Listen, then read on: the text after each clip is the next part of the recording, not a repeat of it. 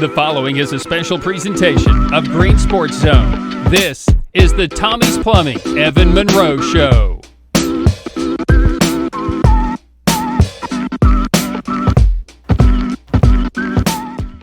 Welcome back to Green Sports Zone. Welcome to this year's edition of the Tommie's Plumbing Evan Monroe Show, where we cover everything on the range with the West Green Buffaloes football team. As always, I'm joined here with head coach Evan Monroe. We'll go through a preseason rundown. We'll go through a roster breakdown, a schedule breakdown, and what to expect out on the ranges this year. But first, we need to get a break in first, so we'll see you real quick here on Green Sports Zone. The Tommie's Plumbing Evan Monroe Show is brought to you by Tommie's Plumbing, the IHOP at the Davy Crockett TA Travel Center, Ashley Drug Center, and by Gateway Ford Nissan.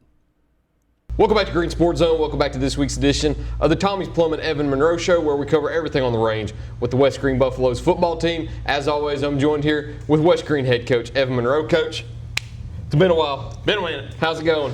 It's going, man. We're getting better. That's all we can do. Not a whole lot's changed. Everything looks the same in here. It does. Not much for painting. So there's one thing that's a little different right there. I'm sure everybody will see sometime soon. yeah, it was about time. So we were due, and so we introduced it a little bit. And Shout out Westridge. Thanks, Westridge.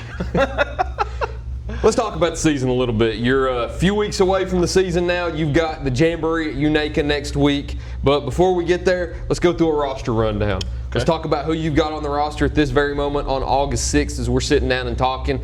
You can go through numerically. You can go through alphabetically, by class, whatever you'd like to do, go through your roster. We'll do it numerically because that's how I've got it arranged. Cool. We'll just start top of the list and work our way down here. Number one, we've got Matthew Beaver Harrell. Nice. He's a kid that transferred in last year.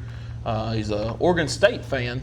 I couldn't remember his last name, so we called him Beaver. That's a good way. It just stuck. So I'll throw some of these kids' nicknames in here, and that way, if people hear me yell on the sideline at somebody, they'll know who I'm talking to. You'll know who it is. So Matthew Harrell, number one, he's a defense back wide receiver guy for us. Played some last year, but we expect him to have a pretty big year for us this year, especially in the secondary. He's one of the few guys we have come back that have some game reps back there. So we expect a lot from him. Number two is Tristan Banks. Tristan, another running back, defensive back kind of guy. He had a great offseason. He really put on some muscle and got faster. So he had a fantastic season. He's a junior. Beaver's a junior as well. Number three, a little number change for him. Austin Brown, quarterback, linebacker. Last year as a freshman, got thrown to the fire at quarterback. This year we're just kind of turning the show over to him. And it's a work in progress because he's a sophomore. He's still learning a lot. But, it's hard not to be excited about him. What's crazy is he's put on about 30 pounds this offseason. I told him if he gains much more weight, he's going to have to go put his hand in the dirt at guard. And then, but he was a bright spot at times last year when Austin Franklin cramped up or we wanted to move Frankie somewhere else. So he, as a freshman, he got a lot of reps at quarterback. So knowing it's his show this year, he's took command of it and he's getting better. And that's all I can ask from him. Shane Wilhoit's a senior, number 4. Shane is a converted basketball player. He's an athlete. He'll be a defensive back, wide receiver for us. I like his speed and his ability to try to go make a play. Number 5 is Hunter Franklin. Hunter is one of Austin's younger brothers. He'll be kind of that reserve backup quarterback for us, and he'll play receiver. He'll play just about anywhere I ask him to. He'll be a corner for us. We got some reps last year and didn't do bad, but he's had a little bit of growth spurt. He's grew a few inches that will help him. So he's a sophomore. Senior, number 7, is Kendall Caldwell. Do our kicking duties for us. Kendall been working, trying to get better. Number 8's Ethan White, defensive line, tight end for us. I expect a pretty big year from him. He had a great spring and summer of 7-on-7 from tight end. He's got nice hands. So I like to use him in the passing game some. He may get some short yardage running back reps for us. Number 9's Peyton Hilton. He moved in here last year around Christmas, so it's his first year with us. But man, he is an exciting prospect for us. I hate he's a senior and I only get 1 year of him because I genuinely love that kid. I've never seen that kid have a bad day. And he's one of those kids that you can't help but smile and laugh because he's just goofy. He says some of the most outrageous things I've ever heard. I had him in class last year, and somebody asked him, said, "Peyton, can you spell?" He goes, "Yeah, I was in the spelling bee when I was younger." We looked at him and goes, "Really?" He goes, "No, I was lying." It caught me off guard. I love that kid. Big target for us, tight end, outside linebacker, can go out wide, run some routes there. So he'll be a big X factor for us, being able to move him around different places. Number 10 freshman is Rylan Miller, running back, linebacker. Young kid. He may end up getting some reps on it, running back on varsity. He's got great hips. He's shifty. He's a kid that's hard to tackle, and I like him a whole lot. He don't say much, and getting him to talk to you is kind of hard, but he'll come around. Number 11 senior Zane Finkel. He'll play some receiver and defensive back for us. Another kid that's just a great kid. Can't say enough positive things about him. Number 13, Kyler Patterson. Kilo is a kid that got some reps a lot as a freshman last year in the secondary. So he's one of the few returning guys that we have. So we look for him to have a great season this year, playing some receiver, playing back there at DB. Number 14 is Lucas Winstead, and unfortunately we will not have him this year. He had a torn ACL coming in. He thought he could manage, but he decided to go ahead and have the surgery and have a healthy 3 years after.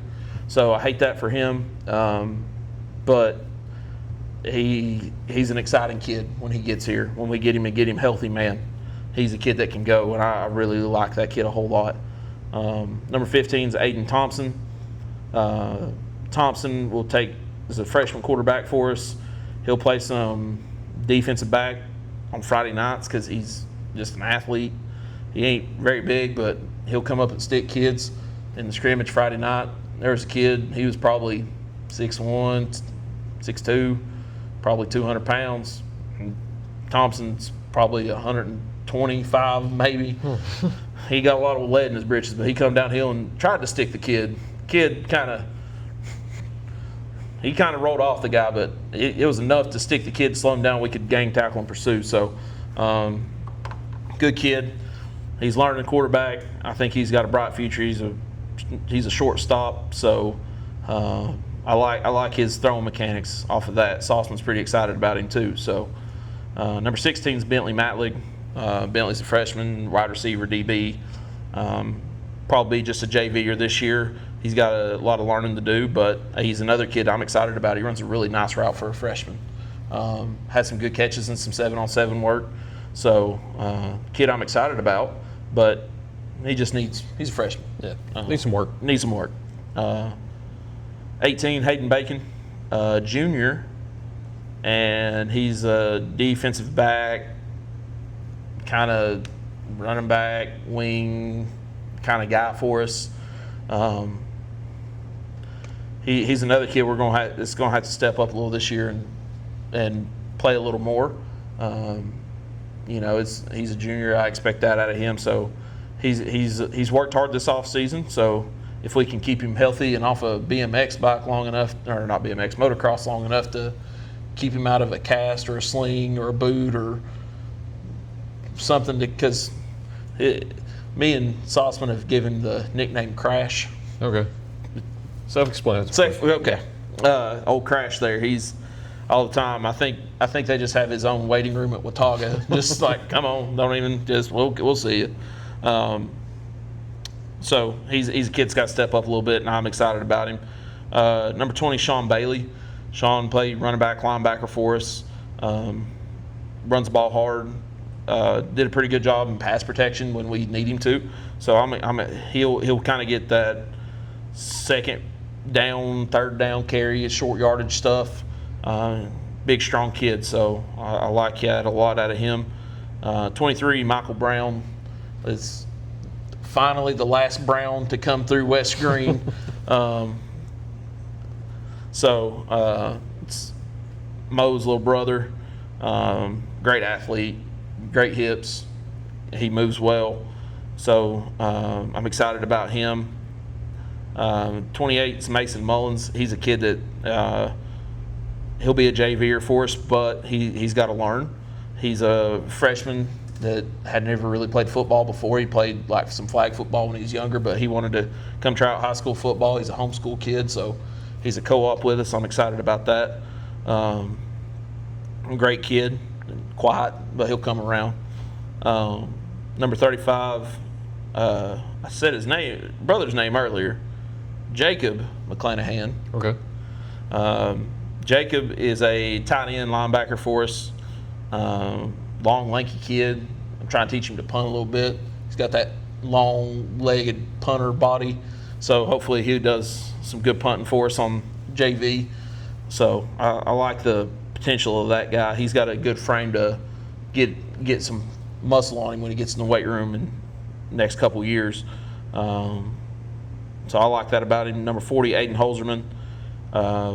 We've moved him down into the box from secondary down to linebacker. Just think he's better at that spot. And so, he's right now competing for some spots, and we'll see how he does. Number 50, Hayden Ely. Ely took a sophomore sabbatical, took a year off, played his freshman year, took a year off, come back his junior year. He slimmed down a little bit.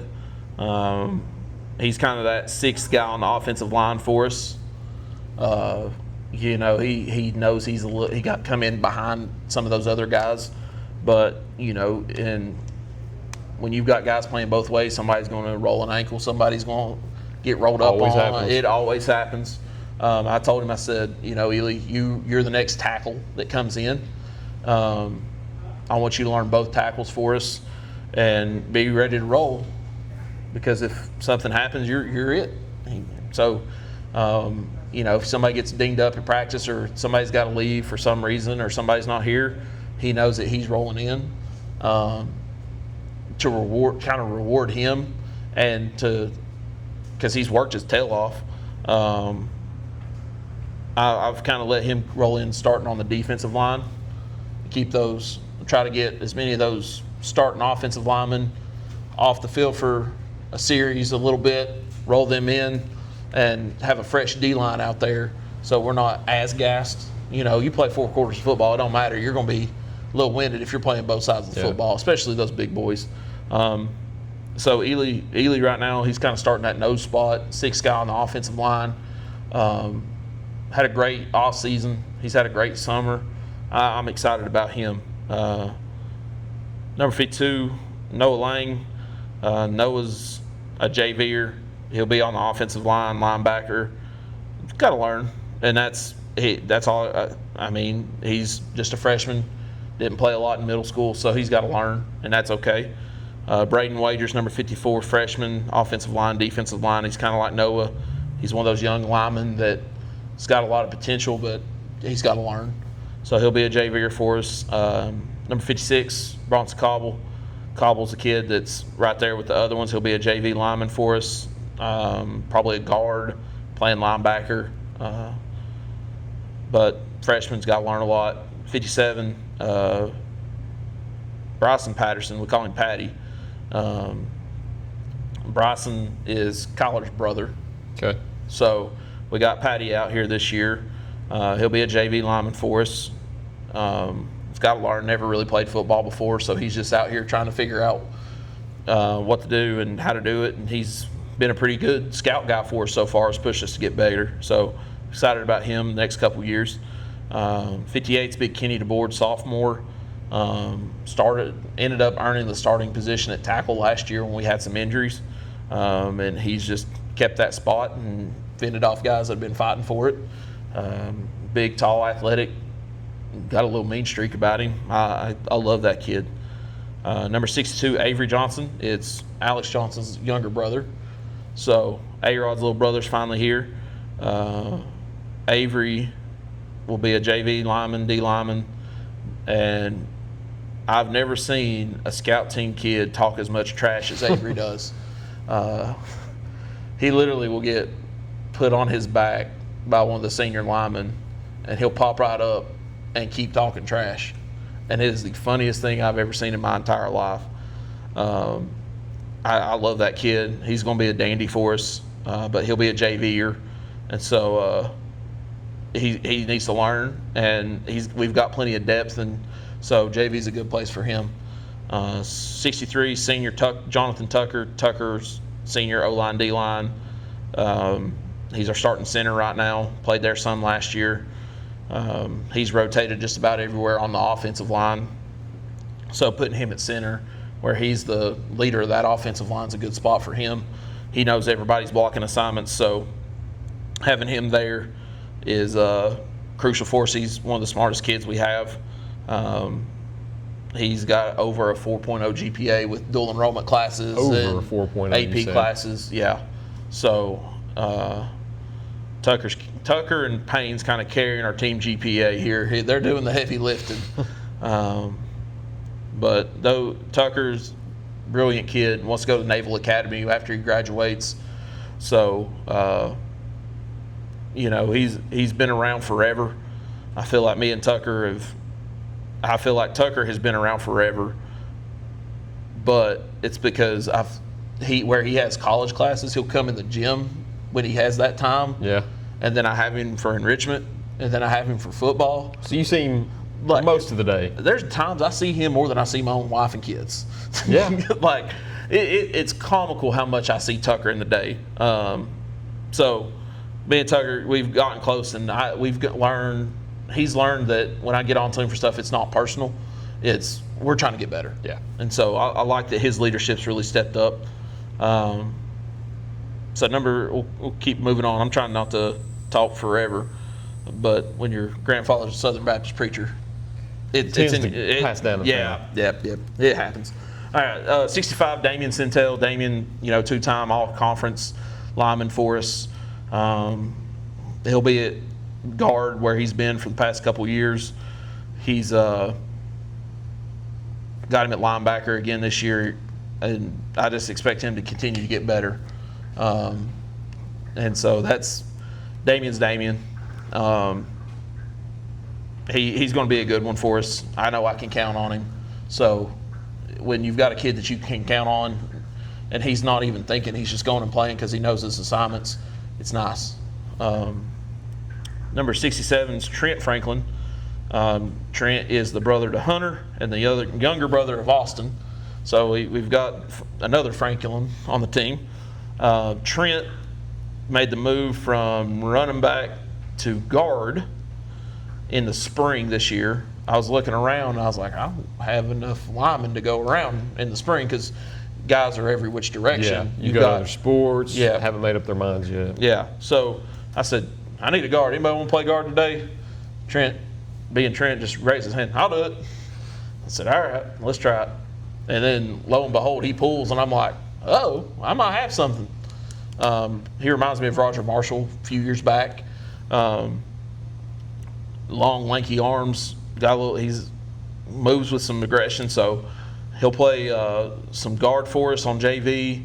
You might see him on Friday night outside linebacker some, but he's just a sophomore, so he's got to learn still. And when we've got depth, there's no sense of throwing him to the fire.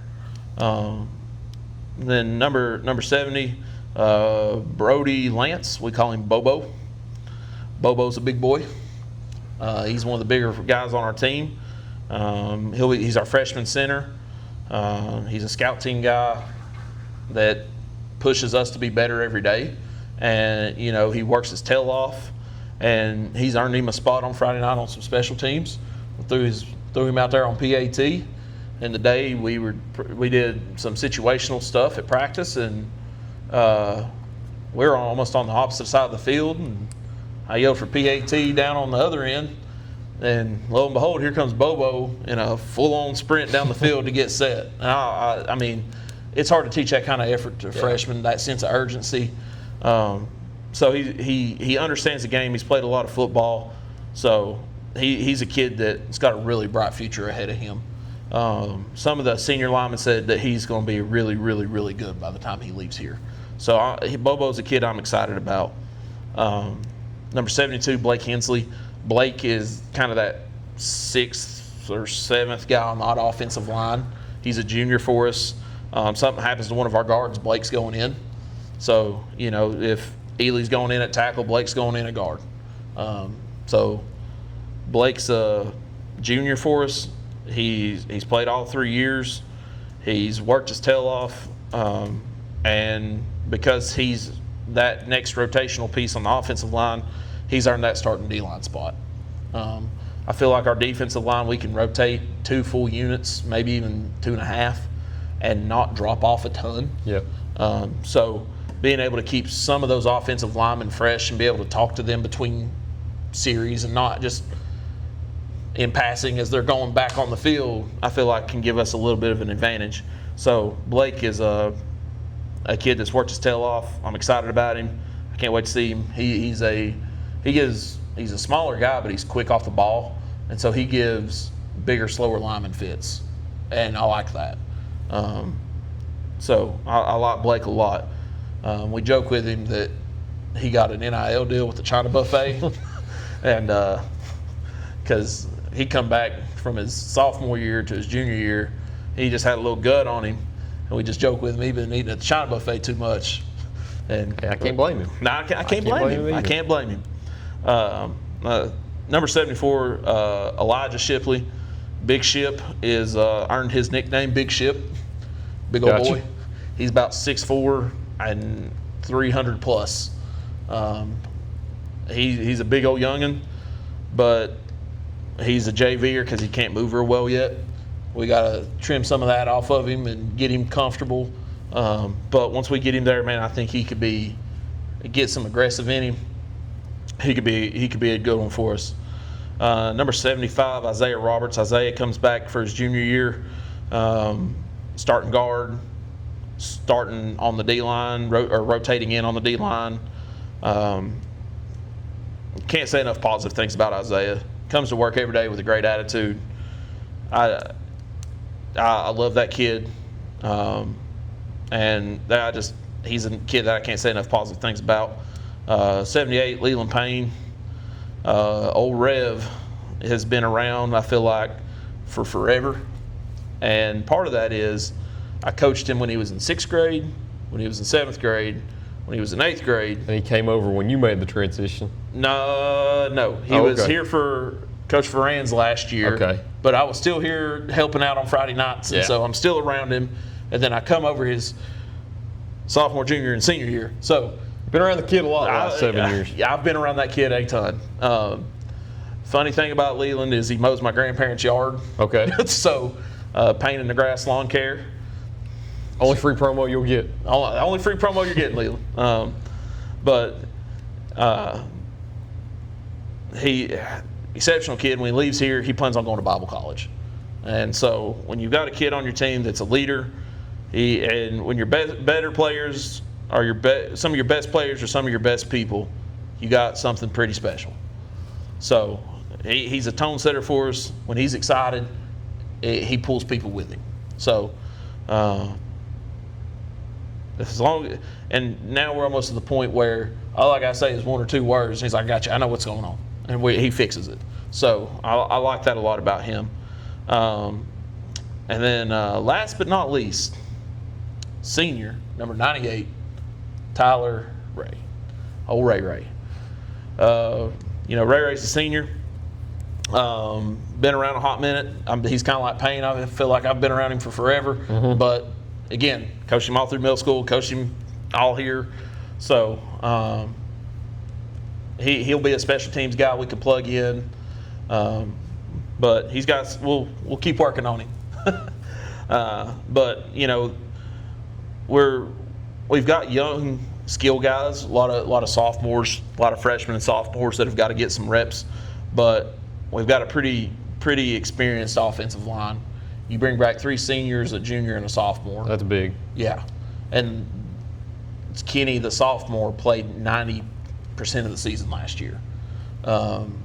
Isaiah probably played 100. I would say 95, 6, 7, 8%. Leland's is kind of the same. Leland never come off the field. Tucker rarely came off the field. So Centel never come off the field. So when you've got 3 guys that have played in the same spot for 3 years, that helps a ton. Yeah. This is probably my most experienced offensive line. And now it's less teaching them what their assignment is and what to do. It's getting that just extra effort and coaching the fine details that can take them from good to great. So when you've got these young skill guys running behind a pretty experienced offensive line, you can make something special happen. So I'm hoping we have a pretty successful year this year. These young guys, it's a pretty big senior group. I think I've got 10 or 11 seniors. So guys that have put a lot of time in, I'm excited about them. We went through the roster already, but I want to talk about a few players in particular that I want you to tell me about them. Okay. We know about some of them, but you lost a few last year, so you're obviously going to have new faces that break out this year. Who are you expecting to be some of the breakout players that we learned the names of this year? One that jumps off the page to me is Peyton Hilton. Big, strong kid. He just – some catches he made in 7-on-7, and I'm like, that's special. So look for him to have a pretty big year. Tristan Banks, I think he'll have a pretty big junior year for us. I think Matthew Harrell, an Old Beaver, he'll have a pretty big year. I think Ethan White could have a great season. I think Kyler Patterson can have a great season. Man, there's a lot of kids I'm excited about. I think Isaiah could have a great season on the D-line. I think Blake Hensley could have a great season on the D-line. I expect Austin Brown at quarterback to take a step up and have better command. So, there's a lot of these young skill guys that are just untested, and we'll see how they look. Austin Brown was the next player that I wanted to talk about too, because last year, we know Austin played a lot at quarterback, but going into the season last year was Austin Franklin at quarterback. Yeah. He started that first game against North Green also, but this year, Austin has had that experience, but this is his first year stepping into that starting role and his first year as the leader of the offense. So what's your expectations now that you have new leadership under center again for, I guess, the 3rd year in a row? Yeah, that's fun. The thing with Brown is just he's got to learn he likes to rush things. He gets in a hurry. And I try to tell my quarterbacks, hey, slow is smooth. Smooth is fast. When you slow it down, you slow the game down yourself, you see things a little differently. When you're in a hurry, you don't see it smooth. Yeah. So the big thing for him has been, hey, let's slow it down, smooth it out, and run it. Trust yourself. You know it. Run it.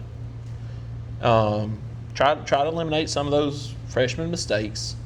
Try to fix some of the mechanic things that he does that, causes a ball to sail high, throw it in the dirt, whatever it may be.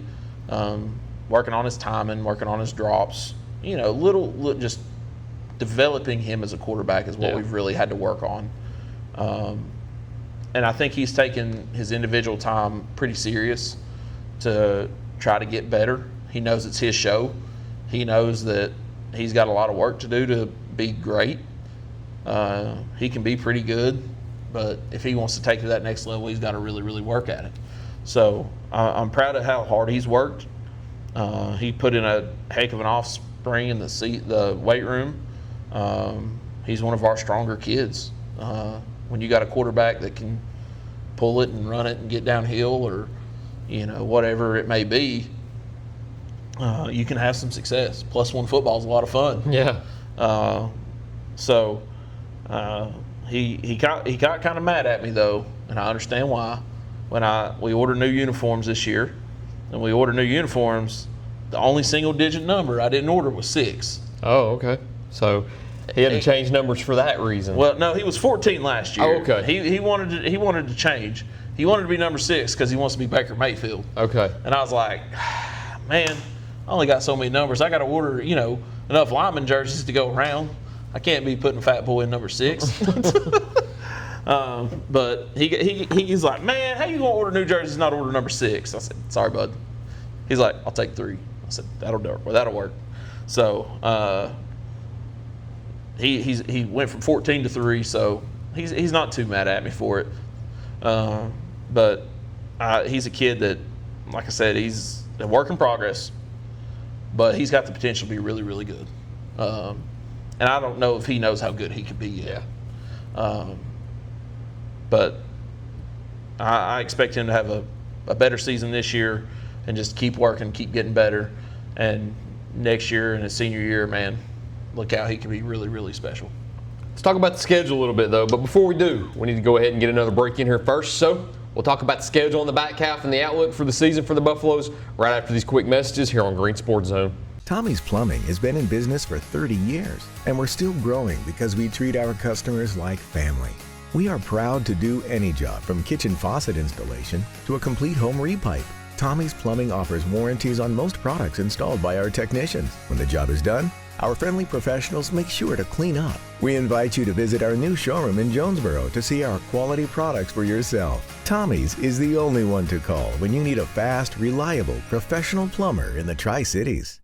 Pizza Inn offers contactless buffet to go with JoJo's Family Feast or anything on our menu for carryout. We also honor birthday parties and cater to businesses and large events.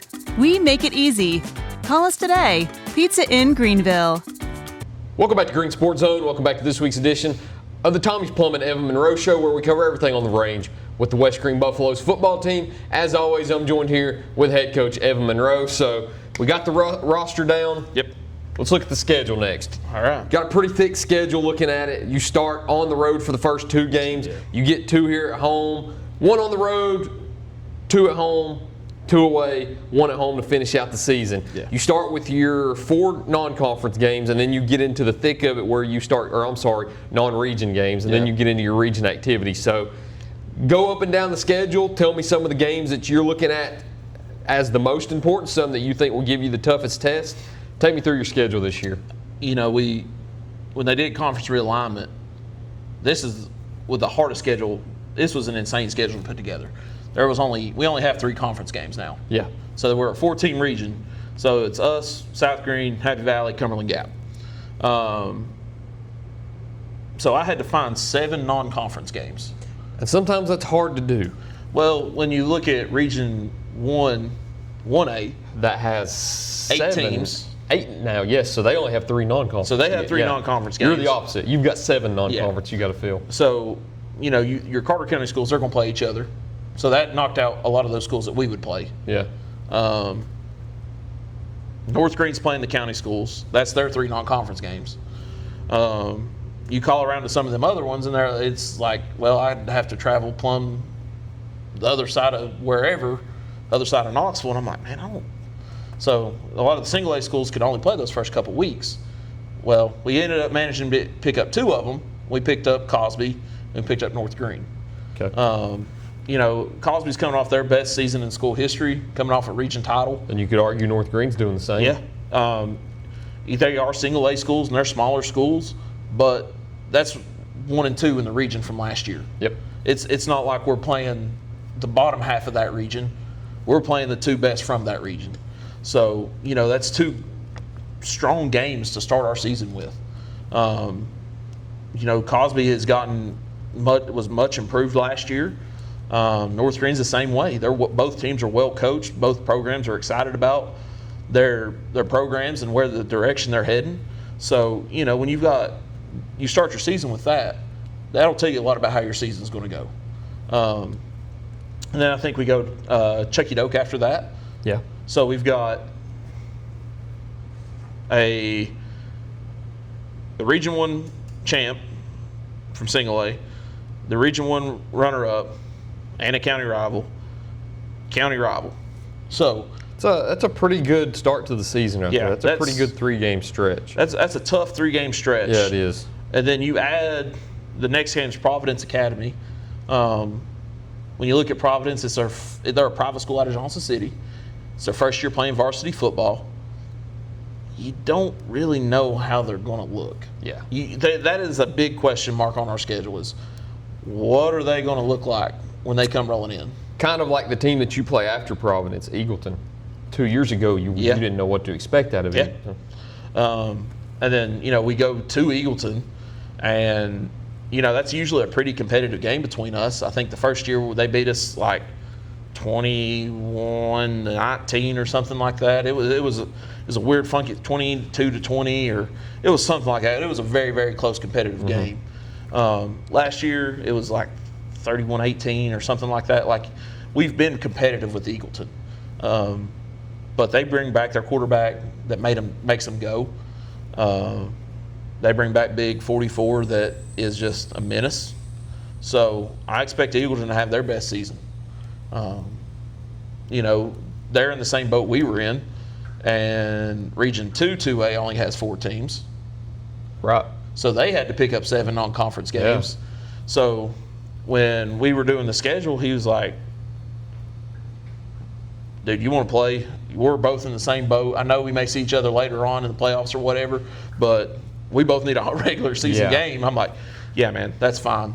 And so, that's the first half of our season. That's 5 games that are going to be competitive games. It's games that are going to be, I think, knockdown, drag-out fights. And it doesn't get any easier after that. No. Because you go South Green, Gatlinburg, Pittman, Happy Valley, Unicoi County, Cumberland Gap. That's not easy. No. South Green. They're going to be well coached. They're going to be tough. They're going to be physical. They're going to be fast. We'll see. That's always a game that is exciting for the community. It's always packed. So, but South Green, they're going to be well coached. They're going to be disciplined. They're going to play hard. And then GP was, again, I needed a game. I couldn't find anybody else that was semi-local. I didn't want to have to travel, to Nashville for a game. So GP called me, and I was like, Coach, I said, I don't know about this one. He goes, you'll be all right. I said, okay. So, we'll make the trip up to GP, or GP makes a trip to us, and we'll go up there next year, play them. That's another thing we didn't talk about is this is the beginning of that two-year cycle. Yeah. So after GP's Happy Valley, is that right? Yes. Okay. Happy Valley's been a monkey on our back for a long time. Long time. I don't know if we have beat them since the turn of the century. They've been a thorn in our sides for a long time. They're well coached. They're well disciplined. They don't beat themselves. Very rarely will they make a mistake. So you have to play almost a perfect game to beat Happy Valley. So that's a tough one. Then we played Unicoi. My first year we played Unicoi. They kind of mollywopped us pretty good. And then last year they come down here. We give them a fight for 3 quarters. We had some special teams blunders. I had, I think, 7 or 8 starters out that game, and we just had to throw somebody in on special teams, and they didn't know what they were doing, and they kind of picked on them, and that happens. This is my fault to not adjust and figure something out, but when you turn around and you ain't got nothing there, you got more guys in street clothes than you got subs, that's a problem. But we were competitive with them for 3 quarters, and then the wheels fell off. Our guys were, I just told that was my pregame speech. That game was, guys, who cares? We're down this many. Who cares? Let's go play. Let's take it to them. So what? Let's go play. Let's go have fun. And they did. And we drove right down the field and scored on the first possession. And they didn't know what to do. They found themselves in a dogfight. We were scrapping, and then when they can kind of two platoon and rotate guys in, keep guys fresh, and like I said, I had more guys in street clothes than I had subs. Yeah. You're going to run out of gas. So he called me, and it was another one. I was kind of like, do I really want to play you guys again? And then I looked, and I was like, well, I'd rather go to Irwin than I would Nashville. So we stuck there, and then, Cumberland Gap's in our region again. I expect them to be improved from last year. I don't see them going over again. I think they'll sneak one or two out. They've got a big junior group that's been there for 3 years that's got a lot of reps. So, that might be another dogfight we're in. So you look at the schedule, you're like, okay, you got a couple single A, a Region 2 team, a couple 3A schools. Like, it don't look that bad. But when you look at it, every team but 2 of those were playoff teams last year. Good outlook on it. So 8 of the 10 teams we're playing were playoff teams from last year. So we've got a tough schedule. When you've got to find 7 non-conference games, that's hard to do. Because you look at 4A, some of the smaller 4A schools that we might have played, they're in an 8-team conference. Yeah. Like, we tried to work something out with Cherokee. Couldn't find a date that worked. We tried to do something with Volunteer. Couldn't find anything that worked. I called Granger County. Couldn't find a date that worked. Sullivan East was the same way. So that I'm not racking up a huge travel bill, traveling everywhere, I've got to play some of these tougher teams. And, we'll see how it looks. Looking at it, too, you mentioned that you're now a 4-team region, so the playoffs are now an automatic. Oh, yeah, we're in the playoffs, baby. You're in the playoffs before you even kick off in week 0. Yeah. So a question that I usually have is, it's been a little bit of a playoff drought for West Green. How are you getting back? Well, you're already back as we're speaking right now. What's it going to take now to make that push, not only into round 2, but what's it going to take to beat some of these top teams like South Green and Happy Valley to kind of improve your standing within the region? One thing I've preached this offseason, we can't worry about what everybody else is doing. We got to work on ourselves. We've got to push ourselves. We've got to be disciplined. We've got to learn. We've got to push ourselves in the weight room. We've got to work on our sprint. We've got to get faster. We've got to get stronger. We've got to take what we're doing here serious so that we're not getting embarrassed. A couple times last year we got embarrassed, and that on me as a head coach, that's my fault. Last year Happy Valley embarrassed us. They played keep away. They literally were getting 4 or 5 yards carry, chewing the clock till the ref dropped his hand. 5 yards of carry, first down. Same, eat, sleep, and repeat. And they just chewed the clock and chewed the clock and chewed the clock, and we could never get a stop. Or we'd get a stop and we'd do a boneheaded personal foul, and they just restart that process. Yeah. So for us, this offseason has been, we've got to be disciplined. We've got to be committed to the process. We've got to come in and with our heads down. We got to work. It takes what it takes to be successful. And if you don't come with the right attitude and the right gumption to get better, we're not going to get better. We can either keep doing things the same way and we're going to be the same team, or we come to work, focus on details, have an attention to detail, know our assignments, go execute it at a high level, and we'll be successful. So I think that's where we're at. I think this senior group that's been around me for a long time has helped me to push these young guys to get there. This senior group wants to win. They were part of that 8-win season their freshman year. Yeah. Disappointing sophomore, junior seasons. They don't want to be disappointed as seniors. So we've worked a lot on culture this off season. That was something I didn't focus on a lot of my first 2 years, was what I expected of them, what they needed to do and how to do it. And this offseason, we've focused some time on culture and what kind of culture do we want here. Do we want to be a team that's mediocre? Do we want to be a team that goes and has success? And so when you've got mature guys in the locker room that help push young guys to be successful and making sure that they're taking young guys in the weight room and putting them in the cage with them and saying, hey, I'm not letting you slack. We're getting better. That says a lot. I think this season we've got a tough schedule. We've got a really tough schedule. But I think we can find success along the way. That's pretty much all I got. The last question I had for you was, what's your outlook on the season? But you kind of gave it to me right there. I'm a firm believer in just overtly positive. Yeah. Overly positive. If I come out there and I'm mope around and I'm like not excited to be at practice, It's contagious. it's contagious, man. I come out every day. I try to get excited because when I come out and I've got good energy, guys feed off of that.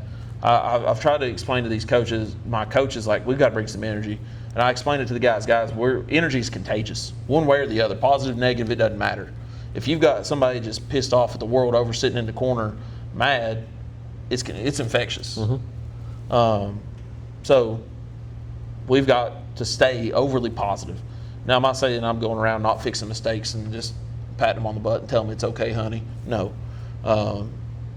But we coach with passion and enthusiasm. Guys get better. Yeah. Does that mean I ain't going to rant and rave sometimes? Yeah, I'm still going to rant and rave. I'm still a football coach. Always. But that's part of I think that comes in the job description. That's always in the job description, yeah. But, we've had tough conversations with guys. I'm a firm believer in honesty, and I've told guys, hey, he's just better than you right now.